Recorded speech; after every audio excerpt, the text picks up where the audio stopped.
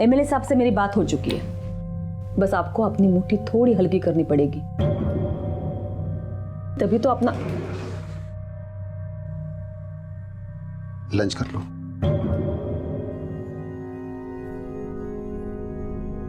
लगा, तभी तो अपना काम बनेगा ना। सबको कुछ ना कुछ तो मिलना चाहिए ना सर, तभी तो कॉम्प्रोमाइज का फायदा होगा। मैं खा लूंगी खाना, आप जाओ। वो मैं पूछ रहा था कि स्वरा को कहीं भेजा है? 3 घंटे पहले मंदिर गई थी अंकित के साथ, अभी तक वापस नहीं आई।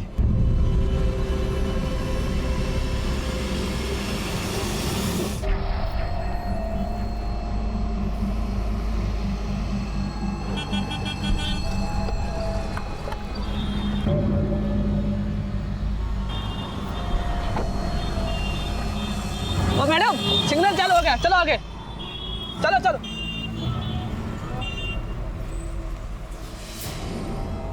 पता नहीं कहाँ गई होगी। स्वरा से बात हुई क्या? नहीं, उसके साथ कुछ बात नहीं हुई मेरी। कसो होनार, हाँ? छोचले करने से फुर्सत मिलती है तुम्हें कभी? हाँ? अरे भाई बहन के कुछ पड़ी है कि नहीं तुम्हें? मुझे क्लास के लिए देर हो रहा है। अरे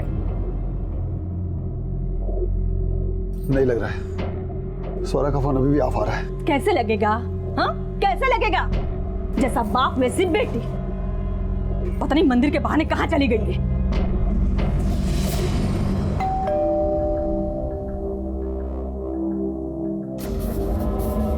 तू क्या चित्र को? हाँ, वो मुझे आपसे कुछ बात करनी।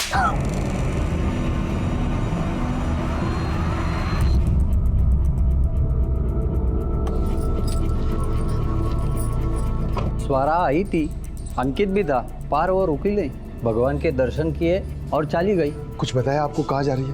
कुछ बताया नहीं। दिमाग तो सही है ना आपका? इन्हीं को बता के जाएगी वो। चल निकल यहाँ से, निकल निकल। मेरी बात तो सुनो।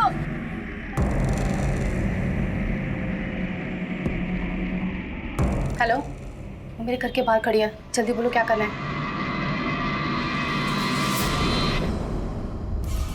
जी सर, जरूर। जय हिंद सर। एमएलए साहब का फोन था, अगर आप लोग अप्रोच नहीं भी लगाते तब भी हम आपका काम करते हैं। शिरके, स्वरा और अंकित की फोटो सारे पुलिस स्टेशन में सर्कुलेट करवा दो। आपको किसी पे शक है? कोई ऐसा है जिसकी आपसे दुश्मनी हो या आपके बच्चों से? नहीं सर। कौन से कॉलेज में पढ़ती है स्वरा? सर, भानुमति कॉलेज में। उसका कोई बॉयफ्रेंड? नहीं नहीं, मतलब मेरी बच्ची ना ऐसे ये बॉयफ्रेंड वीफ्रेंड बनाने वाली लड़कियों में से नहीं है, एकदम गाय है मेरी बेटी। अच्छा एक बात बताइए, आपकी बेटी को गायब हुए मुश्किल से 7-8 घंटे हुए हैं, आपको ऐसा क्यों लगता है कि उसके साथ कोई हादसा हो गया? हो सकता है वो अपनी मर्जी से कहीं गई हो। स्वरा के लिए 7-8 घंटे भी बहुत है, वो 10 मिनट भी बिना बताए कहीं नहीं जाती है। वो आजकल के बच्चों की जैसी नहीं है, बहुत सीधी सादी बच्ची है।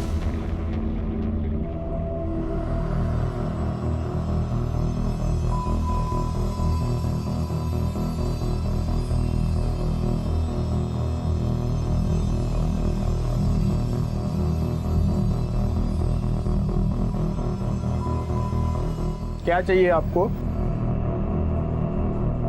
आपकी उम्र 21 साल पूरी है? 22 साल की हो गई। अगर वो सीधी है तो फिर टेढ़ा कौन? मिस्टर देवधर, इतनी सीधी लड़की अचानक से गायब हो जाए, मेरी कुछ समझ में नहीं आ रहा। कोई ना कोई वजह तो जरूर रही होगी। हो सकता है उसका किसी से झगड़ा हुआ हो। ऐसे कैसे हो सकता है सर? मेरी बच्ची तो घर में भी अपनी चीज के लिए कभी मुंह नहीं खोलती, वो बाहर किसी से क्या झगड़ा करेगी? हम मिडिल क्लास लोग हैं, बिल्कुल सर झुका के नाक के सीध में चलते हैं, ना बुरी आदत पालते ना संगत। घास फूस खाने वाले लोगों के खून में कहाँ से गर्मी होगी सर?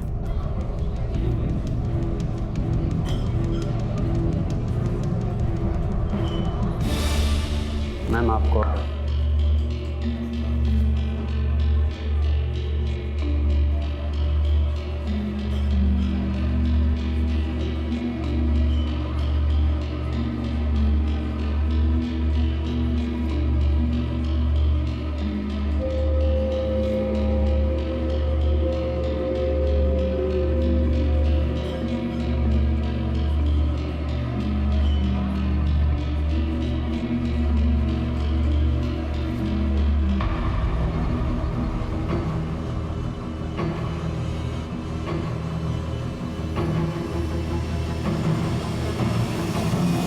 मिस्टर देवधर, सीधे लोगों को बात सीधा दिल पे लगती है। हो सकता है ऐसी कोई वजह हो और वो अपनी मर्जी से घर छोड़ के गई हो। स्वरा हमारी इकलौती बेटी है सर, और सभी उससे बहुत प्यार करते हैं, ख्याल भी रखते हैं उसका। मुझे नहीं लगता कि वो घर छोड़ के जाएगी। पक्का वो किसी ना किसी मुसीबत में होगी। शिरके, स्वरा के मोबाइल की लास्ट लोकेशन निकालो। Okay sir. स्वरा को जानते हैं आप? मैं क्या साहब, यहाँ पे हर एक इंसान उसे जानता है। हर रोज मंदिर में आती है। बहुत ही प्यारी और सीधी बच्ची है।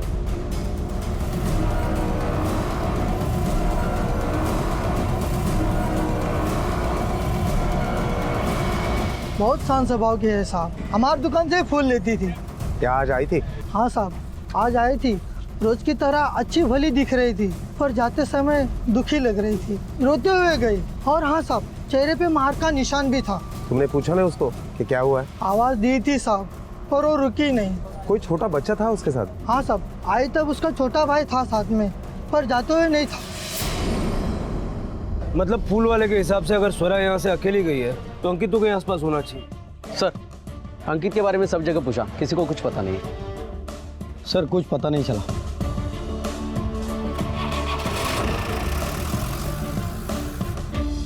आपके बच्चों में कोई सिबलिंग राइवलरी है? मेरा मतलब है कोई मनमुटाव? नहीं सर, वो तीनों एक दूसरे से बहुत प्यार करते हैं, बहुत ध्यान रखते हैं। ऐसा लगता तो नहीं है, क्योंकि मंदिर के लोगों ने कहा है कि स्वरा वहां से अकेली चली गई थी। उसके साथ काफी मारपीट भी हुई थी। उसके बाद उसने अपना फोन स्विच ऑफ करके रखा और अपने छोटे भाई को वहां मंदिर में अकेला छोड़कर चली गई। कुछ तो हुआ है स्वरा और अंकित के साथ। अब देखना यह है कि क्या वो खुद से गायब हुए हैं या उन्हें गायब करवाया गया।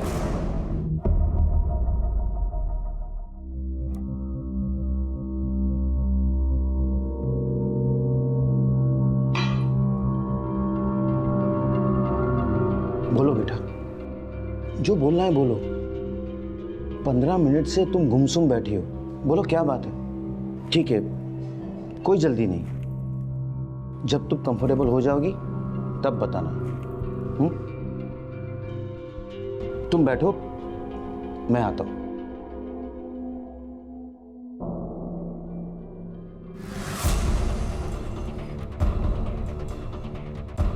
अहो काय करताय तुम्ही?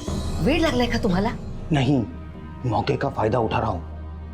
उसकी लॉटरी को आज यहीं खत्म कर दूंगा, फिर देखता हूँ क्या राग देती हो मुझे। अच्छा, लेकिन अगर हमने बच्ची को हमारे अपने घर में मारा तो पुलिस हमें आसानी से पकड़ सकती है। फिर तो उसे लॉटरी की कोई जरूरत ही नहीं रहेगी। तो क्या करूं? जाने दो उसे। हाँ, अभी उसे यहाँ से जाने दो। बाहर जाने के बाद आपको जो मन में आए वो करना, लेकिन यहाँ इस घर में नहीं। लाइए। समझ गया।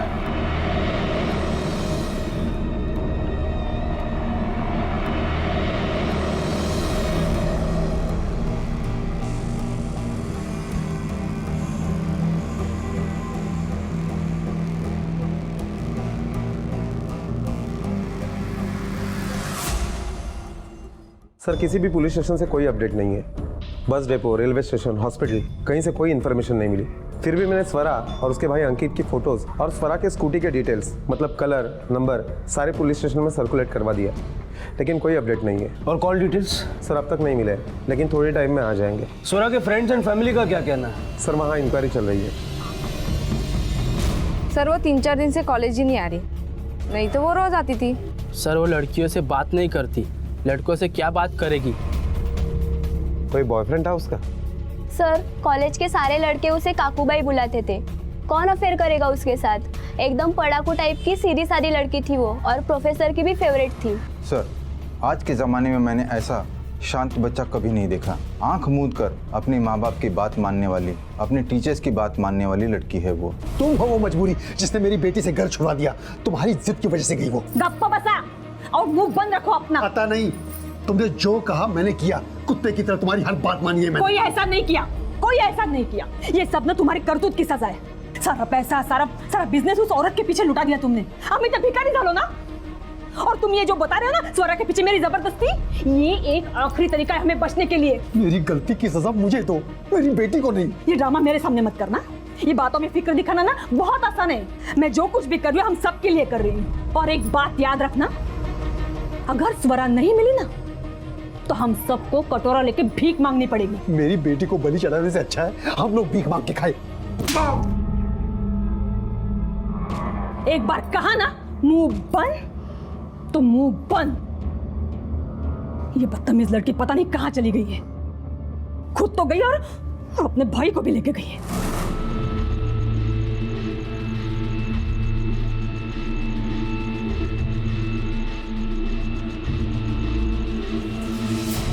सर, स्वरा के कॉल रिकॉर्ड से ये पता चल रहा है कि इस नंबर से स्वरा के मोबाइल पर काफ़ी बार फोन आया है। किसी पर्सनल आईडी पर यह नंबर रजिस्टर्ड नहीं है, बल्कि प्रधान कंस्ट्रक्शन कंपनी के नाम पर यह नंबर रजिस्टर्ड है। और एक सिम नहीं लिया गया था, बल्कि बल्क में सिम कार्ड लिए गए थे। 10 बजे ऑफिस खुलता है, उसके बाद इस नंबर के डिटेल्स मिल जाएंगे। ये कंपनी का मालिक कौन है? रमाकांत प्रधान और अनुज प्रधान के नाम पर यह कंपनी रजिस्टर्ड है। और ये देखिए सर, स्वरा के मोबाइल से आखिरी कॉल उसके भाई पुष्कर को किया गया था। कैसा रिश्ता था तेरा अपनी बहन के साथ? मतलब कोई झगड़ा, मनमुटाव? नहीं सर, हम दोनों एक दूसरे से बहुत प्यार करते थे। अच्छा, तो तुम्हारे प्यारी बहन ने तुम्हें लास्ट कॉल किया था मंदिर से। देख, सब कुछ सच बता। क्या दिक्कत है तुझे तेरी बहन के साथ? कहाँ छुपा है उसे? कहाँ गायब करके रखा है? सर, आप जैसा सोच रहे वैसा कुछ भी नहीं है। मुझे स्वरा ने कॉल किया था ये बात बताने के लिए कि अंकित को घर ले जाओ, बस इतना ही। अंकित भी तो गायब है। मतलब तूने स्वरा और अंकित दोनों को गायब किया? सर, मैंने किसी को गायब नहीं किया है। एक्चुअली वो मैं दोस्तों के साथ बाहर जाना चाहता था, इसीलिए मैंने स्वरा को इग्नोर किया। बस मुझे नहीं मालूम था ये दोनों गायब होने वाले हैं। साबित कर सकता है तू सच बोल रहा? सर, आप मेरे दोस्तों को पूछो। अगर छुपाने वाली कोई बात नहीं थी तो कल क्यों नहीं बताया? सर, मैं बताने वाला था लेकिन आई से डर गया।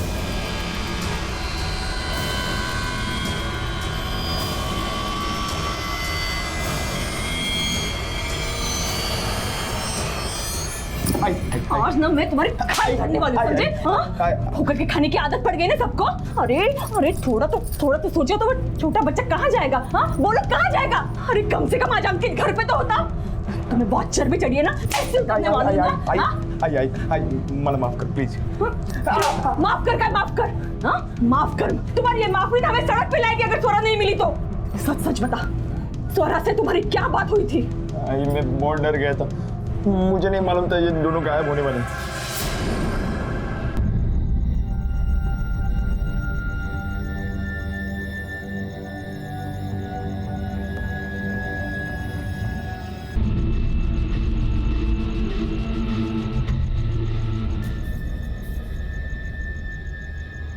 अंकल, पाव भाजी चाहिए। पैसे लाए हो? पैसे नहीं है। जाओ पैसे लेके आओ। मुझे जोरों की भूख लगी है। जाओ इधर से पैसा लेकर आओ। कौन है तुम लोग और मुझे क्यों मारना चाहते हो? कौन कोई देखो।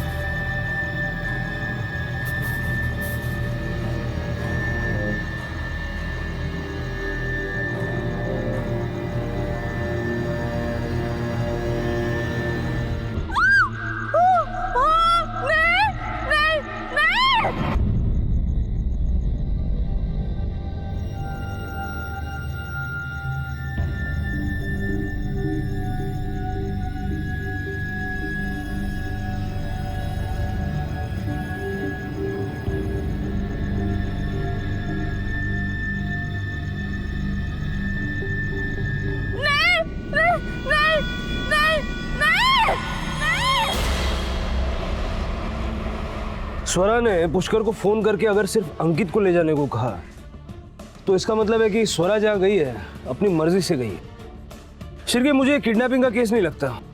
सर, मुझे लगता है कि स्वरा के साथ मंदिर में जो कुछ भी हुआ उसमें स्वरा की मर्जी से निकल जाने की वजह है। और ये वजह स्वरा के अलावा सिर्फ अंकित जानता है, जिसकी हमें अभी तक कोई खबर नहीं।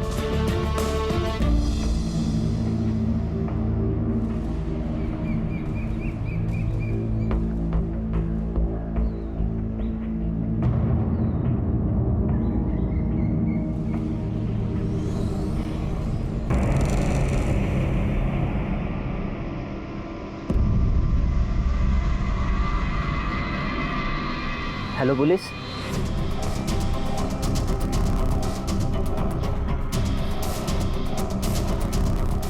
सर, अंकित मिल गया।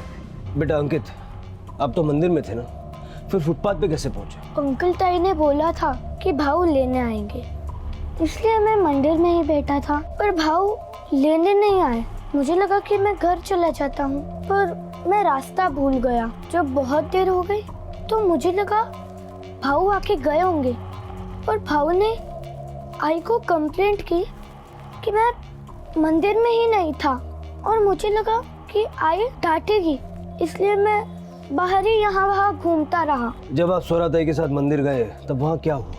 कुछ भी नहीं। हम मंदिर गए, ताई ने दर्शन लिए, हम वापस आ रहे थे, फिर वहाँ चले।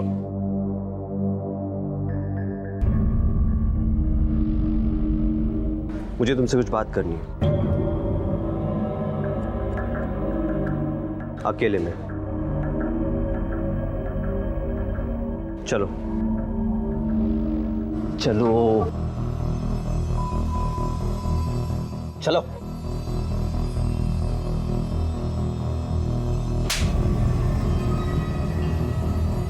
ये अनुज कौन है?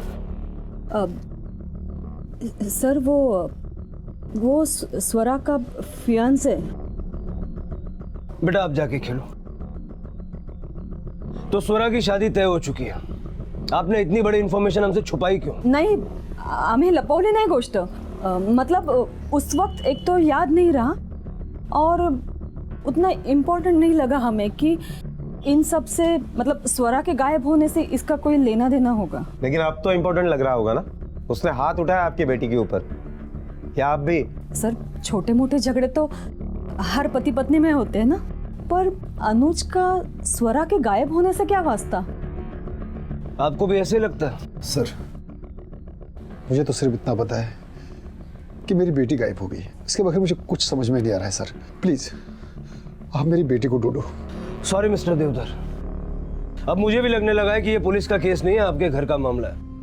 बेटी और दामाद के बीच कुछ नोकझोंक हो गई और स्वरा अपनी मर्जी से कहीं चली गई, और स्वरा बालिग है, इसलिए पुलिस का केस भी नहीं बनता।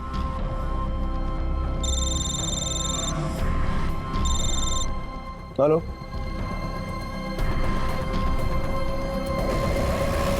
धारदार तलवार से वार किया गया है, और एक दो बार नहीं, लगभग 15-20 बार वार किया गया है।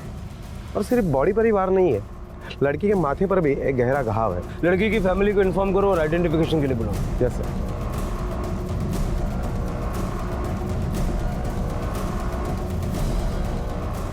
सर, ये बॉडी के पास जो पर्स मिला है उसमें स्कूटी का चाबी है। लड़की ने जैसा ड्रेस पहना था उसके ऊपर दुपट्टा होना चाहिए या नहीं? Yes sir.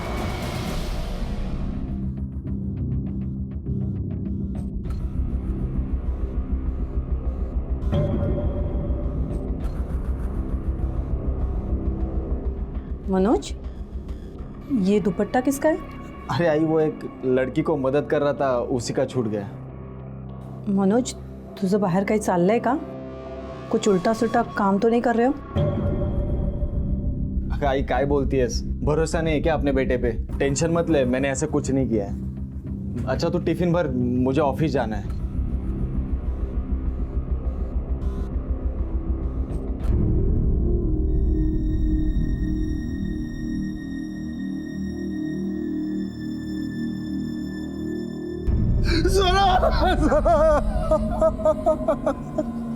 अपने बाबा को छोड़कर ऐसे ही चले गए।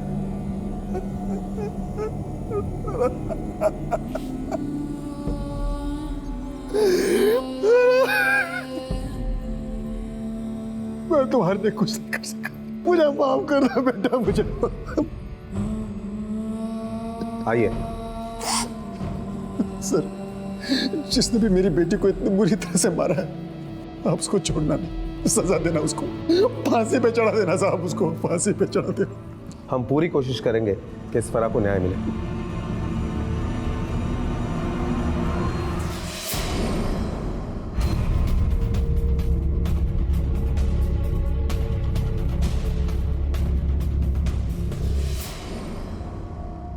हाँ, मैं गया था उस दिन मंदिर में उससे मिलने, लेकिन उससे बातचीत करने के बाद मैं वहाँ से निकल गया था।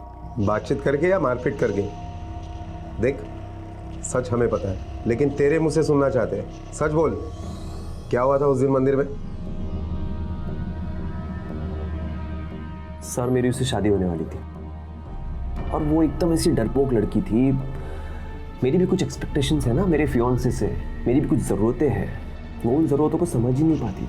मैंने भी उसे कहा, समझाया कि मेरी ज़रूरतों को समझे, मेरी एक्सपेक्टेशंस को समझे, लेकिन वो समझती ही नहीं थी। और यही बात करने में उस दिन उससे मंदिर में मिलने गया था और गुस्से में मेरा उस पर हाथ उठ गया, लेकिन मैं उसे मारना नहीं चाहता था। उसके बाद मैं वहाँ से निकल गया। वहाँ से तो निकल गया, लेकिन जब तक केस सॉल्व नहीं होता शहर से बाहर मत जाना। देवधर फैमिली और अनुज की कैलकुलेशन में कुछ तो गड़बड़ है। बाप छाती पीट पीट के रो रहा था और माँ की आंख में एक आंसू तक नहीं। और ये अनुज भी सच बोल रहे हैं या झूठ, कुछ समझ में नहीं आ रहा। सर ये स्वरा के कैरेक्टर के बारे में अब तक जो बातें सामने आई है, उसे तो यही लगता है कि ये जिन एक्सपेक्टेशन की बात कर रहा है स्वरा कभी समझ ही नहीं सकती थी, और इसीलिए गुस्से में अगर ये उसके ऊपर हाथ उठा सकता है तो और भी बहुत कुछ कर सकता है। इसके कॉल रिकॉर्ड निकलवाओ। अगर ये स्वरा के साथ खुश नहीं था तो किसी न किसी के साथ तो खुश होगा। इसकी उस खुशी का पता हमें उसके कॉल रिकॉर्ड से चल जाएगा। Okay sir.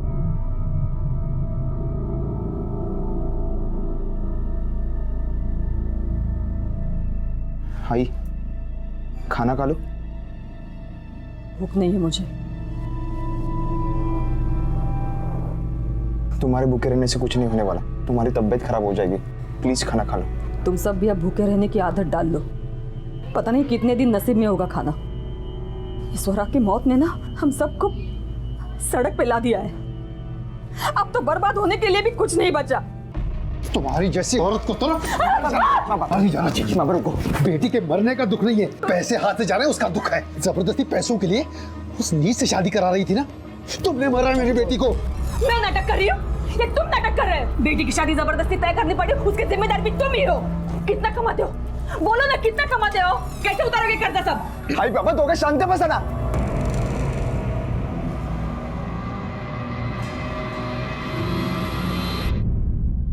सर स्वरा के स्कूटी का पता चल गया। सनशाइन सोसाइटी के पार्किंग लॉट में स्वरा की स्कूटी मिली है। लगता है पेट्रोल खत्म हो जाने की वजह से स्वरा ने स्कूटी वहां पार्क की होगी। सनशाइन सोसाइटी में पूछताछ की? हाँ सर, पूरी सोसाइटी स्कैन की।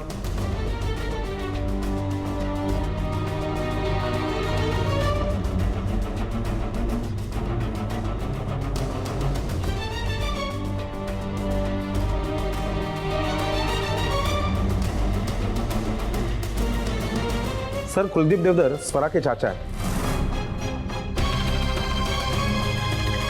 इस कुलदीप के बारे में तो देवधर फैमिली ने हमें नहीं बताया। चलो अब जानते हैं। हाँ सर, स्वरा यहाँ आई थी, कुछ 10-15 मिनट रुकी और फिर चली गई यहाँ से। तो उसने आपसे बताया नहीं कि वो यहाँ क्यों आई थी? सर मैंने उसे पूछा था पर उसने कुछ बताया नहीं। 2 दिन से आपकी भतीजी गायब थी।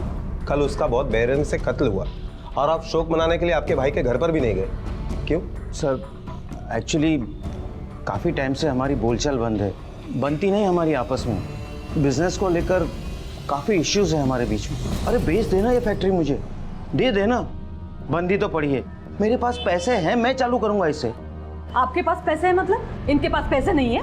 आप क्या हमें हमारी औकात दिखा रहे हो क्या? मैं दिखाऊं आपको आपकी औकात? फैक्ट्री तो जरूर खुलेगी। और पैसे कहाँ से आएंगे? फैक्ट्री तो जरूर खुलेगी बोलने से फैक्ट्री थोड़ी ना खुलेगी। आएगा, पैसा भी आएगा। और जितना पैसा तुमने अपनी जिंदगी में नहीं देखा होगा ना, उतना पैसा आएगा। मेरे स्वरा की शादी हो रही है और वो भी ऐसे घर में कि ऐसी एक क्या 10-10 फैक्ट्रियां एक दिन में खुल सकते हैं। मतलब रीढ़ की हड्डी है नहीं और बेटी को बेचने का प्लान बना लिया। तुझे जो करना है कर, पर ये जगह मैं अपने हाथ से नहीं जाने दूंगा, चाहे उसके लिए मुझे कुछ भी क्यों ना करना पड़े। अगर महेश के पास पैसा आता तो वो जमीन तुम्हारे हाथ से चली जाती और इसीलिए तुमने स्वरा को मार दी। हमने स्वरा को नहीं मारा, वो सचमुच यहाँ से चली गई थी। उसे तो उस पनौती घर ने और उसकी माँ ने ही मारा होगा। उसके होते हुए तो कोई सुखी हो ही नहीं सकता। अरे अपने स्वार्थ के लिए किसी भी हद तक गिर सकती है वो औरत। स्वार्थ तो तुम्हारा भी था स्वरा को मारने में। नहीं सर, हम सच कहते हैं, वो यहाँ से चली गई थी। सर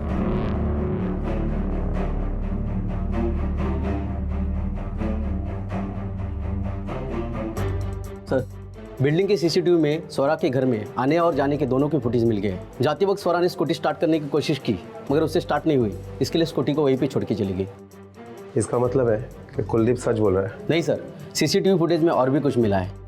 स्वरा जब यहाँ से गई कुलदीप उसी वक्त उसके पीछे गया था। आपने 10 बार बताया कि स्वरा यहाँ पर आई थी और यहाँ से वापस भी चली गई, लेकिन एक बार भी ये नहीं बताया कि उसके जाने के बाद आपने उसका पीछा किया था।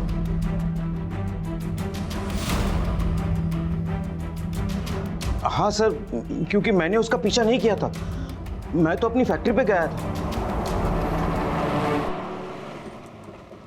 ये कुलदीप सच बोल रहा है। वो स्वरा के जाने के बाद सीधा अपनी फैक्ट्री गया था, वही रात भर रुका था। सर मुझे लगता है कुलदीप ने खून किया नहीं, करवाया होगा, क्योंकि जमीन के मामले में उसने कहा था कि वो कुछ भी कर सकता है और इसलिए उसने स्वरा को मारा होगा। सर, अनुज के कॉल रिकॉर्ड्स और स्वरा के पीएम रिपोर्ट।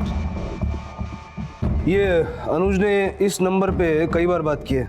किसका नंबर है ये? सर ये कोई प्रियंका नाम की लड़की है, उसके नाम पे रजिस्टर है। शिरके, जरा पता करो ये प्रियंका और अनुज का क्या कनेक्शन है। Okay sir. और एक बात सर, हमारी इन्वेस्टिगेशन से ये पता चला है कि स्वरा ने अपने फियांसे को कभी हाथ तक लगाने नहीं दिया, लेकिन पीएम रिपोर्ट के मुताबिक वो कुंवारी नहीं थी। ये प्रियंका कौन है? प्रियंका? कौन प्रियंका? मैं किसी प्रियंका को नहीं जानता। तुम्हारा रॉन्ग नंबर लगा, वो तुमने सेव कर लिया और दिन में 10 बार उसके ऊपर फोन कर डाले। चालाकी करने की कोई जरूरत नहीं है। हमने तुम्हारी सारी इंफॉर्मेशन निकाली है, घर, ऑफिस, कंपनी, आस पड़ोस, दोस्त, रिश्तेदार, यहाँ तक कि तुम्हारे मोबाइल के रिकॉर्ड्स भी हमने निकलवाए। प्रियंका तुम्हारी एक्स गर्लफ्रेंड है, ये हमें पता है। सच बोल। सर, प्रियंका मेरी एक्स गर्लफ्रेंड है, लेकिन इस बात का स्वरा के गायब होने से कोई लेना देना नहीं। शादी पक्की हो जाने के बावजूद भी तुम्हारे एक्स गर्लफ्रेंड के साथ कांटेक्ट है, ये बात स्वरा को पता चल गई। उसने तुमसे जवाब मांगा और तुमने बदले में हाथ उठाया, मर्डर कर दिया उसका। सर, मैंने स्वरा से कभी छुपाया नहीं था कुछ, वो जानती थी सब, इसीलिए सवाल जवाब की कभी जरूरत ही नहीं पड़ी। सर, मैंने ना उसे गायब किया है ना उसे मारा है। मैं आपसे पहले भी कह चुका हूँ मेरी उससे क्या प्रॉब्लम थी। वो एक होने वाली बीवी का फर्ज निभा नहीं पा रही थी, इसलिए प्रियंका को मैंने एक ऑप्शन की तरह रखा था।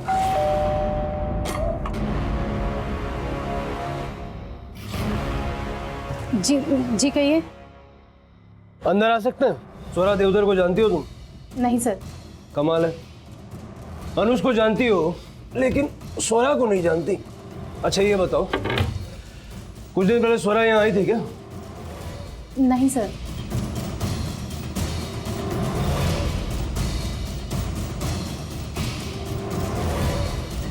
ये खून के धब्बे यहाँ कैसे हैं? हाँ सर, वो यहाँ आई थी और उसके और मेरे बीच में बहुत झगड़ा भी हुआ था अनुज को लेकर। तेरी हिम्मत कैसी में आने की? हाँ, एक तो तेरी वजह से अनुज और मेरी जिंदगी बर्बाद होगी, तो यहाँ पर है। अब मेरी बात तो सुनिए, मुझे सच में शादी नहीं करनी है। तू यहाँ महान बनने आई, मुझे बेवकूफ समझती है कि तेरी बात सुन के मैं अनुज को छोड़ दूंगी। मैं कोई महान बनने नहीं आई। तू मेरी बात सुन, तू चाहे अनुज की बीवी बन जा, लेकिन अनुज सिर्फ ना मेरा रहेगा, समझी ना? तू अनुज को मुझसे एक पल भी दूर निकल। चल निकल निकल। एक लड़का जिसकी शादी तय होने वाली है, उससे रिलेशन रखने की कोई खास वजह?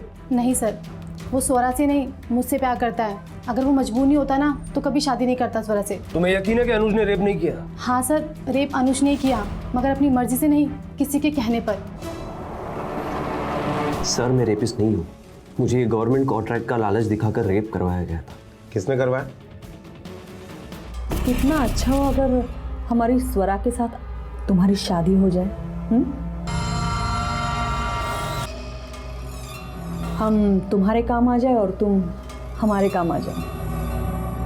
देखो ये ऐसा है ना कि मैं तुम्हें गवर्नमेंट कॉन्ट्रैक्ट दिला सकती हूँ और उसके बदले तुम मुझे अब मेरे बिजनेस के लिए पैसा दे सकते हो।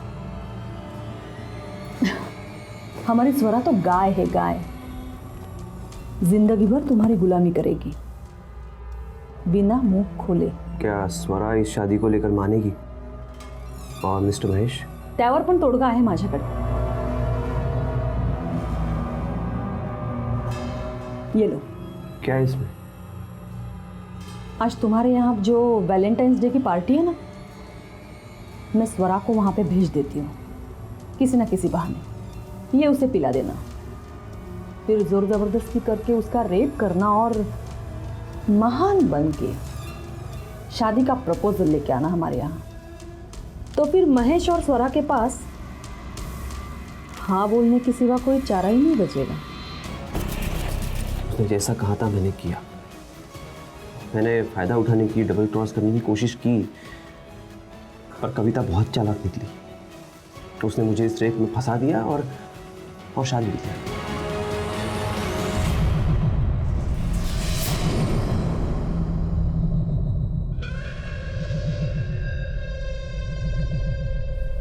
मनोज, जेवण घे बेटा।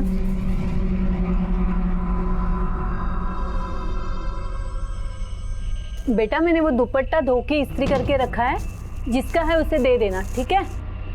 आई तुम क्यों हमेशा अपनी चलाती हो? कोणी सांगितलं होतं धुवून इस्त्री करायला? अरे पण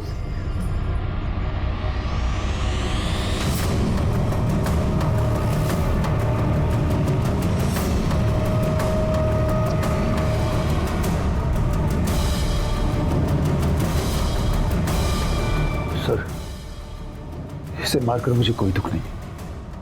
इसे तो बहुत पहले मुझे मार देना चाहिए था।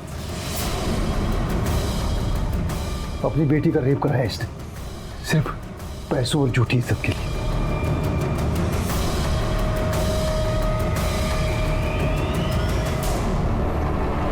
ये क्या हो रहा है? एक में से दूसरा और दूसरे में से तीसरा केस शुरू हो जाता है। सर, अनुज की दोनों बातें सच साबित हुई है। स्वरा के ऊपर रेप करने वाली बात भी, और जिस वक्त स्वरा का कत्ल हुआ उस वक्त वो ऑफिस में कॉन्फ्रेंस में था। फिर कौन हो सकता है? और स्वरा स्कूटी छोड़ के मर्डर वाली जगह पे पहुंची कैसे? हेलो, हाँ, ओके, ठीक है। सर, स्वरा का कत्ल जहां पर हुआ उसके सामने वाले बैंक के सीसीटीवी फुटेज में स्वरा किसी कार से उतरते हुए दिखाई दे रही है। और सर, गाड़ी का नंबर है MS02 FR 6343 और ये कार किसी मनोज बागवे के नाम से रजिस्टर्ड है। मनोज बागवे? हाँ सर, वो लड़की मेरे कार में बैठी थी, लेकिन मेरे उससे कोई पर्सनल जान पहचान नहीं थी। बहुत रात हो चुकी थी और वो लड़की अकेली सुनसान रास्ते पे खड़ी थी, इसीलिए मैंने उसे लिफ्ट ऑफर की। सर, मुझे लगा कि वो लड़की बहुत देर से किसी व्हीकल के लिए खड़ी थी, इसीलिए इंसानियत के नाते मैंने उसे मदद की थी साहब। उसने बहुत पी रखी थी और वो बहुत दुखी थी, और उसी नशे में उसने मुझे पूरी दुख भरी कहानी सुनाई। क्या हुआ, आप रो क्यों रही है? कोई प्रॉब्लम? कुछ नहीं, बहुत सी प्रॉब्लम है। आई सिर्फ और सिर्फ अपने बारे में सोचती है। तुम्हें पता है, मेरी आई ने मेरा रेप करवाया, जबरदस्ती मेरी शादी करवाना चाहती है, सिर्फ और सिर्फ पैसों के लिए। और वो अनुज, वो कहता है अगर मैं उसके साथ नहीं सोई तो मुझे शादी तोड़ देगा। और मैं बेवकूफ अपने लिए कुछ भी नहीं कर पा रही हूँ। सब मुझे एक चीज की तरह इस्तेमाल कर रहे हैं, नहीं अपनी इच्छाएं पूरी करने के लिए। कोई मेरे बारे में नहीं सोचता, इसलिए आज मैंने वो सारे काम किए जिससे मुझे खुशी मिलती। आज मैंने चिकन खाया, दारू पिया, और सब किया जो मेरे घर में पाप है, पर कोई फायदा नहीं, कोई शांति नहीं मिली। इस जिंदगी बर्बाद करके रख दी है मेरी आई ने।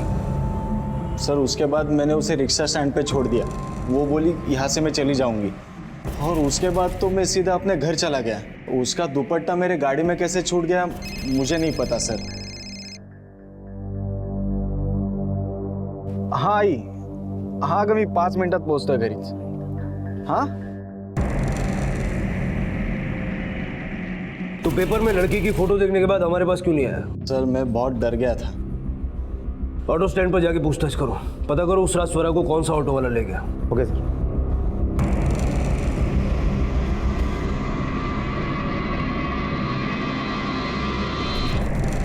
इसे देखा है? अरे भाई साहब, इस लड़की को देखा है? अरे सुन, 12, इस लड़की को देखा है? हाँ साहब, ये वो दिन आई थी, पर मैंने भाड़े के लिए ना बोला तो वो चली गई। जैसे वो चली गई उसके पीछे पीछे एक लाल कार भी गई। मतलब उस सीसीटीवी फुटेज में वो लाल कार भी होगी।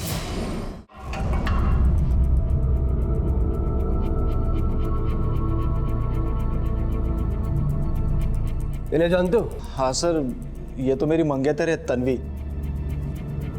सर 2 साल पहले हमारी सगाई हुई थी। शादी के लिए रुका था क्योंकि पहले सोचा काम धंधा सब सही हो जाए फिर शादी कर लेते हैं। सॉरी मनोज, अब शादी के लिए तुम्हें दूसरी लड़की ढूंढनी पड़ेगी क्योंकि इनकी गृहस्थी तो अब जेल में बसेगी। सर, मनोज के कार के पीछे जो लाल कार थी वो इन्हीं दोनों की थी और उस वक्त ये दोनों उस कार में ही थे।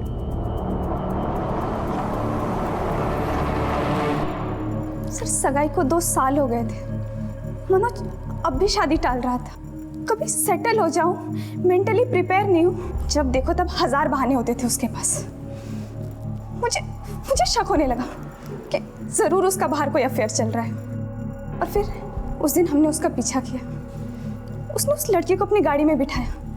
काफी देर दोनों साथ रहे। जल्दी चलाना, आज मुझे भी देखना है लड़की कब तक इसके साथ रहती है। आज कुछ भी हो जाए मैं इसको छोड़ने वाली नहीं हूँ। और फिर इसने उसे ड्रॉप करके चला गया। मेरी खोपड़ी सट गई उसे देख के। फिर मैंने भी डिसाइड किया, जिसने मेरा घर बर्बाद किया मैं उसे जिंदा नहीं छोड़ूंगी।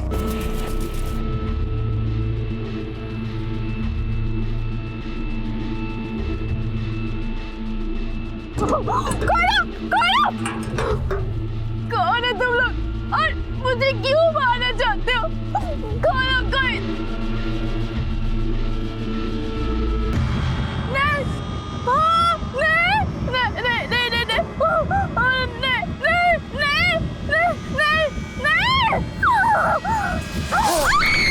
तन्वी, शक एक बीमारी है और उस बीमारी की वजह से तुमने एक मासूम लड़की की जान ले ली। मनोज का उसके साथ अफेयर तो क्या, वो उसका नाम तक नहीं जानता था। वो तो बस इंसानियत का फर्ज निभा रहा था और तुम दरिंदगी का। खैर, अब तुम लोग अपनी सही जगह जा रहे हो।